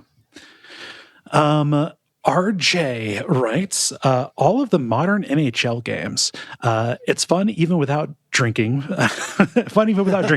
playing an all-star team and still lose to my brother who's playing with a national team of Kazakhstan or something. And Threnzer replies, I'm pretty sure I can count on one hand the number of face-offs I've won when playing 25. Fair enough. It's so funny because they just don't market the NHL games here in America anymore. You can get them, but like Chell is just Canada. Like if you want to get readily available Chell, it has to be Canada. Mm-hmm. Oh man. Let's see. Ben, what does Michael say? Michael says, every year I usually reinstall Enter the Gungeon and bumble my way through a handful of hours. I'm tremendously inept at it, but it's very fun until the rewards slow to a drip. Mm-hmm. Do you want me to do the next one too? Sure. What does Dixie Normus say? You mean Billy Minns says, gotta be Gungeon. I've clocked over 30 hours on it, never seen a single ending. It feels good in the hands, and I'm still amused by the gun bullet puns. Of the action roguelikes, Gungeon is my preferred because it takes the slot machine part of it to the next level, or to absurdity. I only beat the Dragon by just luck, and that when we did it for WoW. Which, hey, that is a fun way to play sometimes too. Yeah. Jala, what does Michael say? Michael says, the new Resident Evil games, specifically the shooting and combat. I'm so bad that I apologize to the characters when they get bitten, which is a lot. But I love the stories and scares, so I'll keep playing. They have adaptive difficulty and stuff. You're fine. You're good. Apologizing to the characters that might be a complex of some kind. It's cute, but I don't know that. Right. I'm just imagining like the grisly Tomb Raider deaths, and then just at the end, just a week like, sorry. Let's see. Dennis, what does Callum say? Callum says, in every RTS game, I turtle and build at the base. Is it the least viable strategy? Yes, but it's also my specific kind of fun. Yeah. Just play Frostpunk. Just play Anno. Like there are lots of ways you can do this. Just as an economy builder, if you want. Counterpoint, I can't lose to you if I'm playing a different win condition here, which is I have fun doing my own thing. It was a beautiful economy before everybody got killed. Yeah. Matt says, I've always loved fighting games, but I've never been any good at them. I've got a good head for the structure and mechanics, but they always required a bunch of training to build up muscle memory and learn combos, and that just felt like homework that I wasn't willing to do. Fast forward to Street Fighter 6, and suddenly I get introduced to Marisa. She's a big push-through brawler, super fundamentals heavy and combos light, and she basically defends by attacking. Between her and Street Fighter 6 being so slow and deliberate, I found my sweet spot. just hit diamond rank last week. Congratulations. Yeah, congrats. Let's see. Jala, do you have trouble reading these screenshots, or do you want us to skip over you? I can read it. It's just going to be in little chunks. Okay. What does Ikari say? Ikari says, I just spent all morning extolling the virtues of Hunt Showdown, but after 1,600 hours, I'm still firmly 3 out of 6 stars in the MMR system, so I would say I'm still probably bad at it. I don't know what any of that means. You gotta read the chat. I know Hunt Showdown is a very hard game to be good at, so okay. Not embarrassing at all. Yeah. And Ben, what does Count Zero say? Count Zero says, I've spent 48 hours on Steam playing Slay the Spire. I have maxed out the level for the Ironclad. I haven't successfully ascended once. The closest I've gotten is the second life bar for the third act / final boss. You're right on pace. Doing fine. Yeah. The definitely is a game where you should play at whatever difficulty you want and enjoy it at that level. Yeah, just get out of it what you want. Yeah. Yes. For me, like racing games, I never play like super serious ones, but like, I don't know. I think the reason that Burnout Paradise sticks out to me is that it just is that slop style thing. Like there's a pretty high ceiling, I think, for like, if you want to play like super performance-y, but like it is easy to have a very fun time playing those games. If I sat down with anybody else and tried to race against them, I would do very poorly. I can't pick a line to save my life. But it is fun in a video game to go very fast. Any game where crashing is built in is takes the pressure off by a notch or two. Yes. Make it more fun. Yeah. Jala, how about you? So my original idea was genre, not individual game. And a lot of people were answering that way. They were like fighting games. And you said racing games. So people still went to genre anyway. As for me, I would probably say at the top of the list would be puzzle games in general. I like them. I may or may not play them long enough to get to the end of them, just because there's a point where it'll get harder and it's a sticking point, and I'll just be like, I don't fucking know, man. I'm going to go do something else over here. Or like I'll be frustrated and I'll need a break. And then the break turns into, I open up my Steam backlog and get lost and go, what was I playing? Who cares? This looks interesting. What is this? And then play whatever other game is in there.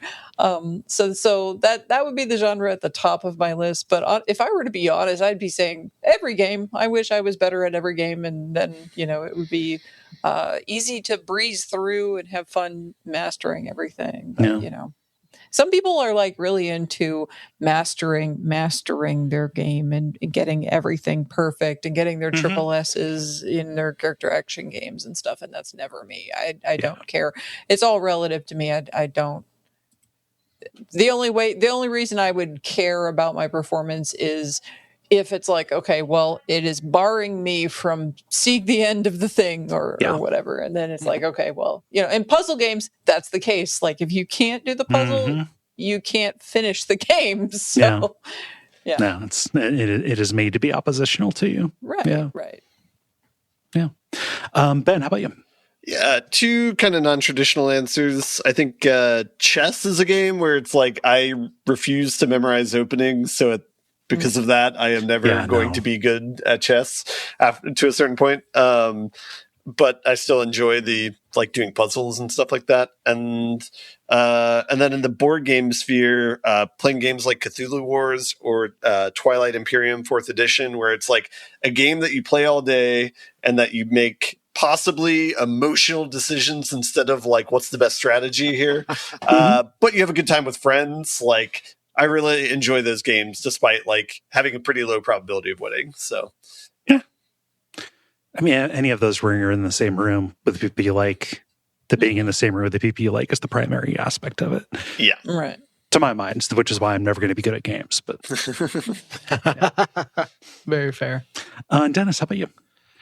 Yeah, I gotta say, team shooters like Overwatch. I don't have a head for the positioning or the technical skills for the Twitch stuff, but like it feels so good when you feel like you helped in a unique way that only you could have in the moment. So I chased that a fair amount. And I haven't played Overwatch in a good amount of time, but was never gonna get deep into ranked on that. I stayed pretty firmly in just the casual play. And honestly, that's where the fun was for me, because I could get those moments every now and again and didn't have to worry about whether a meter went up or down at the end of the match. Yeah. The closest I ever got to that was like literally back in middle school playing Team Fortress Classic in a clan. And I was not good. My clan didn't really like playing me, but it was a way to hang out with people and, fuck around in Team Fortress Classic, which is a really good game. So not team shooter type thing or anything, but listening to you made me think about Sniper Elite and how I've already told y'all about how I play Sniper Elite, and I'm sneaking until I'm not sneaking, and then I'm out there with grenades blowing things up, and Dave is in the back trying to scramble to cover me while I'm doing everything. Demolitions Elite, really. Well, right. Well, there's that, and then I'm also dragging everybody out, like having all of them chase me, and then there's this whole line of people for Dave to shoot and everything. Like, I just wonder what would happen if you and I co-opted that. Given the way that I play, like I'd probably play a little differently with you, because I don't know how much you would tolerate. But I don't know. That's so funny. So something like it just had like a recovered memory. When I was in high school, I had a friend who had a pool table in his basement. We would hang out there and play pool, and I was never very good at it. But like this friend and another friend, they played it kind of seriously, and anytime somebody like just kind of like slopped up and still won, they would get real mad and say like, "Oh, that's circus pool." And so whenever somebody succeeds, like despite or just because of just being a chuckle fuck, like I just think, oh, that's circus pool. Right? What does that even mean? It's circus pool. Come on, circus pool. So Kaye is telling me that I'm a chuckle fuck. No, circus pool. No, I'm not. Wow. I'm not telling you that. I'm just saying, like, I'm amenable. No. I'm amenable to that style of play, because that's all that I did. I was like, oh, hey, I won. Like, look at that. I was more referring to myself with that than you. No, I was just. Jala, don't yell it was for the joke. let me joke for once. I don't joke very often. Oh. Well, thank you for posting this, Dennis. Thank you for contributing the question, Jala. And thank you, everybody, for responding. If you would like to participate, follow us on Blue Sky, the Level Podcast at bsky.social. Watch for the prompts to go up on Monday afternoons. The End Boss. Now it is time for The End Boss, where we talk about things that are happening in the world of video games around us and how we feel about them. Since it's a bummer story, and it is probably the biggest one, Ben, I'm going to throw to you first. Sure, and thank you for the story, because you brought this. This is about the fact that they're increasing the price for PlayStation 5 back to, I think, $650, which is somewhat which is somewhat noteworthy since this is now 5 years old. So essentially, the article is essentially a graph that just shows all the PlayStation prices over time. Adjusted for inflation, by the way. Yes. And it just shows them all with like kind of like a downward slope, like gradually settling into whatever their final price is, with the exception of PlayStation 5, where that looks like a smiley face, but it doesn't feel like a smiley face. It's, so it is, it kind of reflects like the rising cost of hardware and how they have to pay more to make it, so they're kind of passing that on to the customer right now.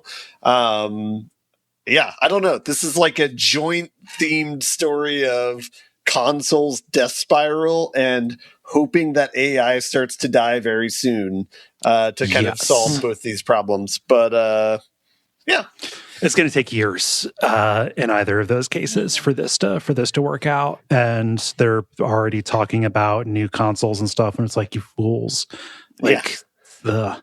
But it's really stark looking at the chart that's in this Kotaku article. Just kind of showing that, like, adjusted for inflation, like, no, basically the PS5 has never been less expensive than any of the other systems were in their first year. There is one outlier that the PS3 was about $1,000 adjusted for inflation when it came out. Yes, but that had huge drops as it went. Yes. Yeah. Yeah, no, the PS3 was the one where they were like, yeah, no, you're gonna get a second job, because you're gonna want this you're gonna want this system so bad. They were probably like, everyone bought a PS2, everyone's gonna buy this, time to cash in. But anyway, I don't know why you would buy a console. Yeah, I just don't. No, there's really not a reason. There's a handful of small reasons that are few and far in between. But there's a few IPs that I like that are only on Nintendo Switch too, for example. I have not bought one for those couple of properties because I don't know that I want to spend that much money for that. But basically, when I say like, when I say like why you would buy a console, I don't even consider Nintendo stuff to be a console, which is weird because that is just as it feels like its own kind of thing. They have transcended. It's a toy. It's a toy. The handheld is like a different. Yeah. Well, it can't be a console. I have fun with it. Go ahead, Jala. The thing though about the costs that's also affecting gaming PCs and stuff, that's the whole reason, the literal whole reason why I ended up like doing a payment plan and making my own custom PC in 2024 at the end of the year, right before Chucklehead ended up in the office again because of tariffs initially, right? Because he was already talking about it back then, and I was like, I'm not gonna fucking wait. We're replacing this PC now, So but like, I'm not gonna be able to afford to do anything with that to upgrade it. Yeah. So it's just gonna be what it is. So. God. Gaming is getting weird over time. Well, and Dave, Dave would play more stuff with me on Steam, but only if certain things play on deck, and he can't afford to get a gaming computer. So who can? He's got his PS5 and he's got his deck, and that's what he's going to have for a while. So video games shouldn't just be for people with money. I hate it. Yeah. Well, I can't believe you bummed us out so badly with that, bud. I'm so sorry. I don't know what I was thinking. Let's see here. We can try and recover from that. Dennis, what is this Star Wars story thing? Yeah, so it's not new news that this exists, but I kind of forgot it exists, and there's a tiny little bit of new information. So sure, a thing exists. There is a Star Wars XCOM game coming. Called Star Wars Zero Company. So very much, grid-based, turn-based combat using cover and unique abilities, and apparently with permadeath, which is funny because the trailer makes it seem very character-focused. But apparently, like you'll have randomly generated characters on your team, but you will also have like named important characters on your team that can die. That doesn't sound XCOM. That sounds like Fire Emblem. I know. Yeah. You're talking about. I'm like, okay. I think that's just a difference in reference point or reference. Yeah, maybe. Yeah. It also doesn't sound Star Wars because somehow Palpatine has returned. Yeah. Well, we're not gonna acknowledge that exists. So there's also. A cool name associated. So it's, like I said, Star Wars Zero Company, which people immediately spotted. You can shorten it to ZCOM. So that had to be like an XCOM. They're saying like, this is okay. Who's making this? Who is making this? I can look it up. Go ahead. EA is making it. Some studio. Anyway, the new information, I guess, is that like in between actual battles, you'll kind of be running around levels in third person mode exploring. And this is a conceit that lots of turn-based games have done. So not exactly revolutionary, but cool that, in a Star Wars game where so much of the fun of it is, existing in the world, they're actually making it easier to kind of go around and play with that. Yeah. So, I am very excited to play this for a couple hours and then just find myself missing XCOM and dive back into that. Yeah. As is the way, as you're fucking cursed to do as you walk this earth. Oh, man. Yeah. But what else has BitReactor done here? I am unsure.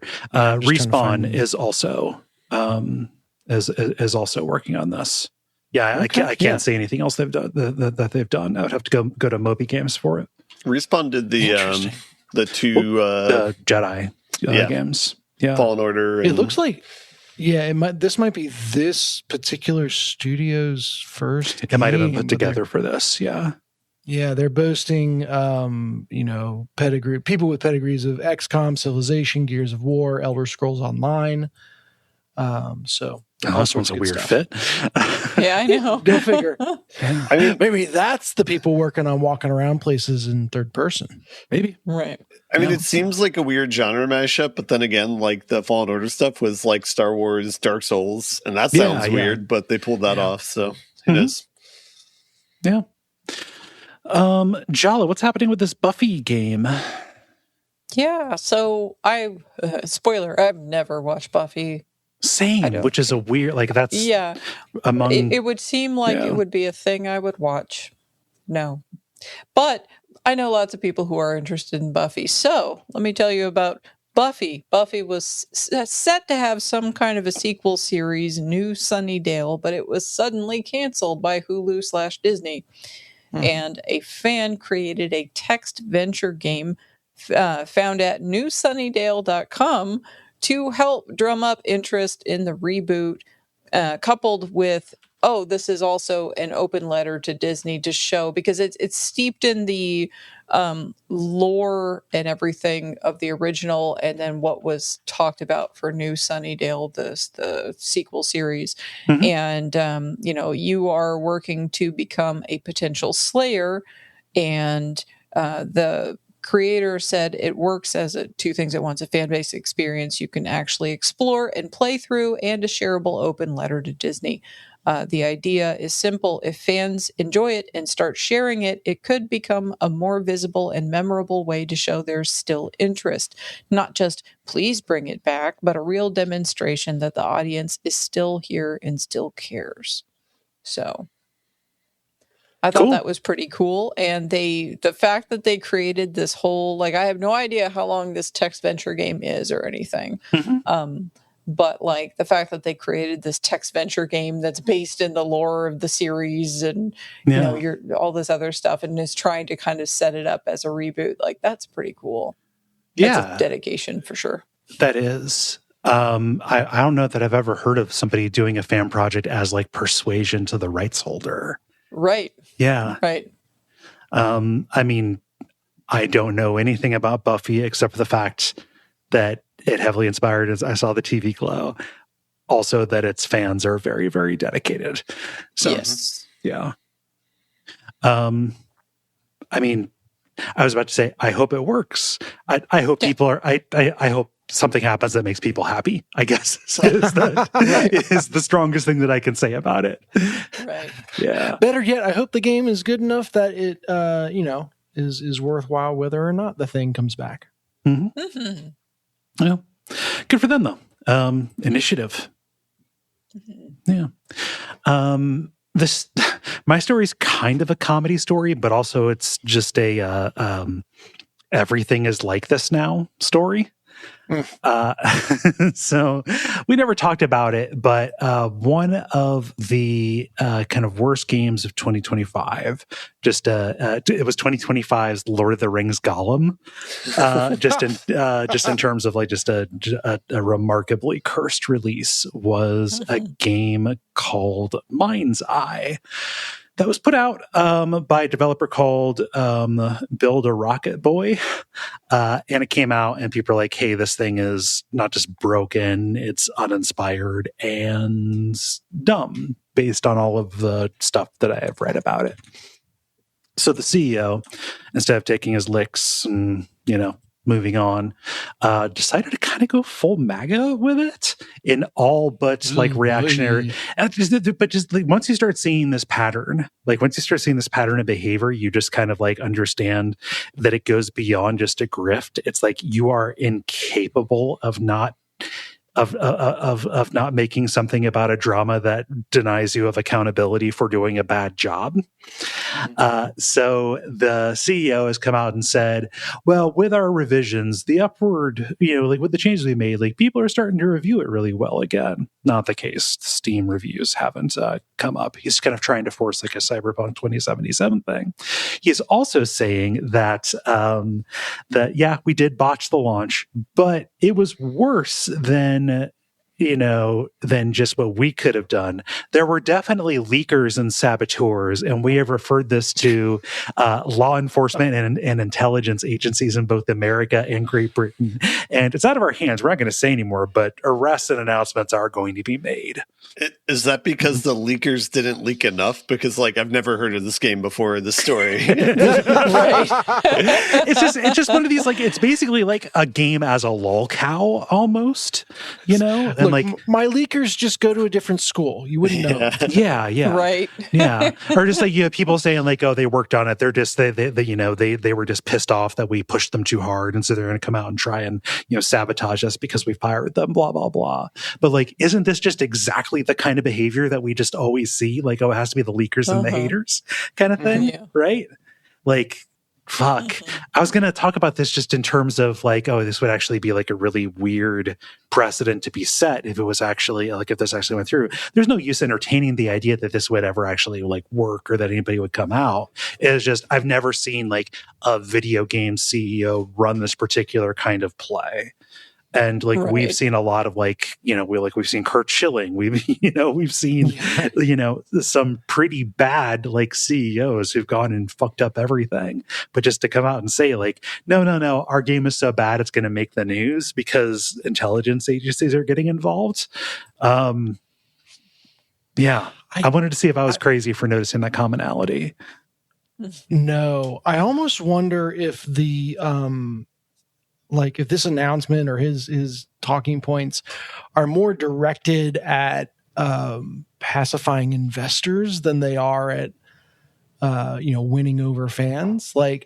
As long as I can convince the right boardroom that the game is actually on the upswing and no, the launch was sabotaged, it's not my fault, then I can stay on the payroll for another couple weeks. Does he think that it's not pathetic, that he's going to attract investors for their next thing by coming out and saying, no, actually we didn't do bad, it's because of evil people, because of haters and saboteurs?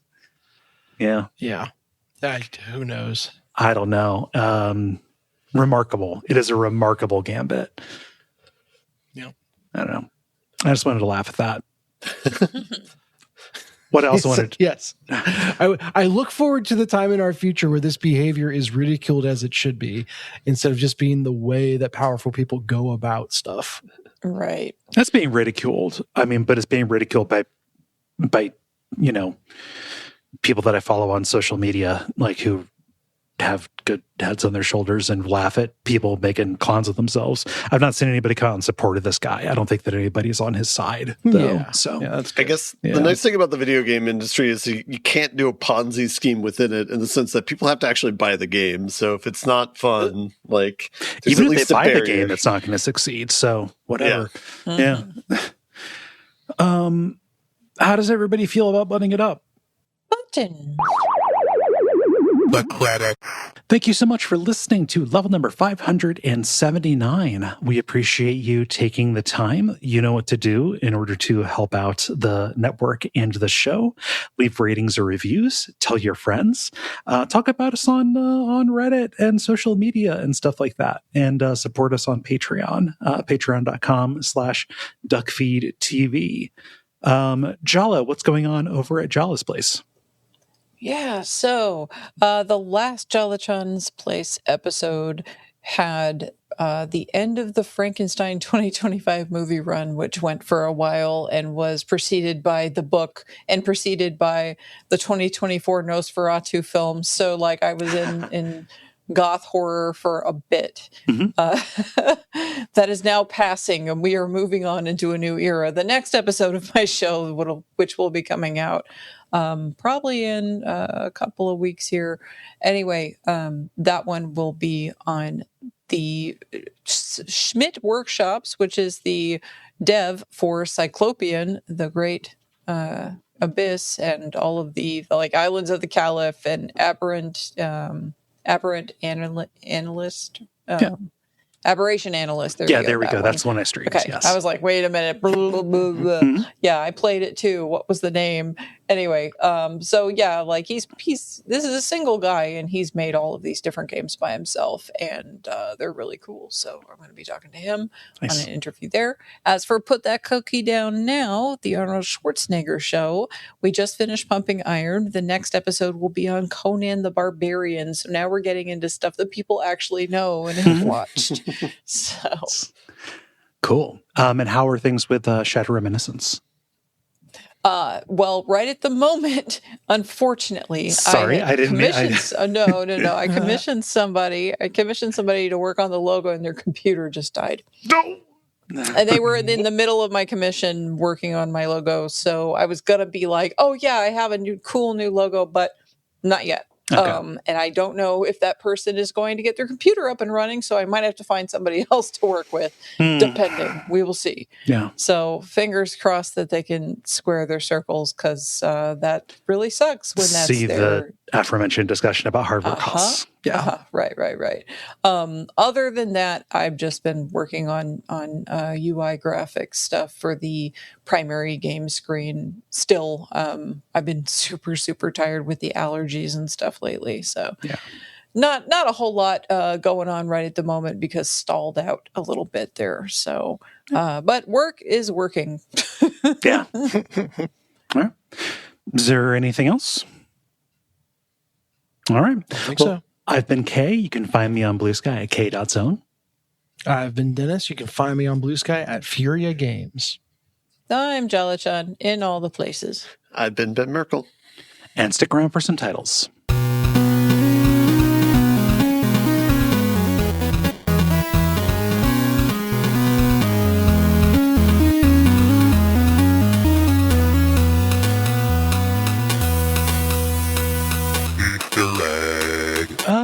Who has titles? I have a few. Okay. 3-hour psychological event. Okay. The man bag, which I like because out of context, you have no idea what it is even being discussed here exactly. And then the last one is Dennis's So the man bag. It's so funny. When I was like in college and I got a messenger bag as a way to assuage myself and get a purse, I got real offended if people called it a man purse or a man bag. Not because like they were like kind of on what it was, but it's like, that's a stupid thing to call this bag. Yeah. Right. It's a messenger bag. How about you just call it my bag? Just call it what it is. Yeah. It's a bag. Hello. Who else has some? Dennis, do you have any? I do. I've got 2. I have Not Here for the Gremlin Sounds. And then, depending on how you want to style this could be a great Trans Day of Visibility title. Because what I wrote down was, you might not just be a guy, my guy. What's that? But you just take away just, and it's, you might not be a guy, my guy. I like the just. Yeah. Well, what was that in relation to? That was the point and click pulpy adventure game. Yeah, the Drifter. The Drifter, about him reviving. Okay. Dennis, how about you? Again? Huh? No. But do it again. Just walk it back. I just have Ben. Sorry, I was looking at you, Ben. Couldn't you tell? Yeah, exactly. Yeah, I just wrote down one. I wrote down Urkel Mosh Pit.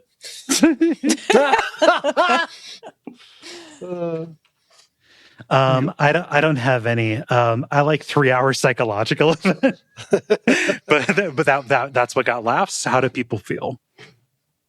Yeah, I like that. Okay. It is decided.